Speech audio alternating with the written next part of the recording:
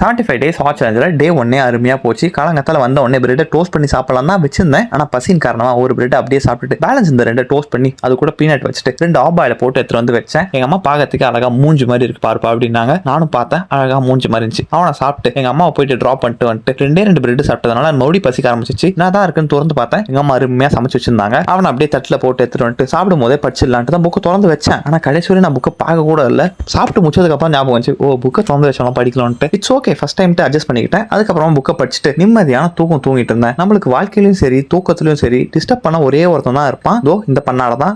இல்லடா ஃபோன் பண்ண வேணாம் தான் பார்த்தேன், நீ தூங்கி நிற்பல, அதனால தான்டா ஃபோன் பண்ண, இல்லைன்னா பண்ணியிருக்க மாட்டேன்டான்னா. இவன் என்னங்க பண்றது? சரி கேப்டன் கூட யாவது கொஞ்ச நேரம் நேரத்தை கொண்டு அங்கே கொஞ்ச நேரம் உட்காந்துருந்தேன். போனோடனே கேப்டன் வந்துட்டு சாமி படத்துக்கிட்டு இருந்து ஒரு ஸ்வீட் டப்பா எடுத்துன்னு வந்தார். எவ்வளவு பாசக்கார ஆளா இருக்காரு. வந்த உடனே ஸ்வீட்லாம் தராரு. இருந்தாலும் நம்ம சாப்பிட மாட்டோம், தொடர்ந்து என்ன இருக்குன்னு பார்க்கலான்னு எடுத்தேன். அதுல ஏதாவது ஸ்வீட் இருக்குன்னு பார்த்தா தலைவர் நம்மளுக்கு தான் ஸ்வீட் எடுத்துக்கிறாரு. அது வெறும் கார்டு டப்பா தானா, ஸ்வீட் டப்பா இல்லையா? தமிழ்நாட்டில் என்னென்ன பேங்க்லாம் இருக்கோ அதுல எல்லா பேங்க்லயும் அக்கௌண்ட் வச்சுட்டு கிரெடிட் கார்டு வேற வச்சிருக்காரு. சரி பரவாயில்ல, அப்படியே கடைக்கு போனேன். எங்க அம்மா அருமையா பால் புட்டிங் சாப்பிட்டுருந்தாங்க. என்னமான்னு கேட்டேன். நீ வருவேன்னு தான்ப்பா வச்சிருந்தேன், நீ வரத்துக்கு லேட் ஆயிடுச்சுன்னு சாப்பிட்டேன்னாங்க. அதுக்கப்புறம் எங்க அம்மா குறை சொல்லக்கூடாது, இருந்தாலும் பரவாயில்லன்ட்டு எனக்கு போயிட்டு இன்னொன்று புதுசாக வாங்கிட்டு வந்தாங்க. அருமையான பால் புட்டிங். அது சாதா பால் புட்டிங் இல்ல, புரத புட்டிங். நல்லா அருமையான புரதமும் இருந்துச்சு. அதை சாப்பிட்டு ஜிம்முக்கு போனேன். ஆனா வீடியோ தான் எடுக்க மறந்துட்டேன். எங்க ஆயா மேல சத்தியமா ஜிம்முக்கு போன நண்பர்களே, என்ன நம்புங்க. ஜிம்முக்கு போயிட்டு குளிச்சுட்டு சாப்பிட்டுட்டு அண்ணன் வேலைக்கு போயிட்ட நண்பர்களே.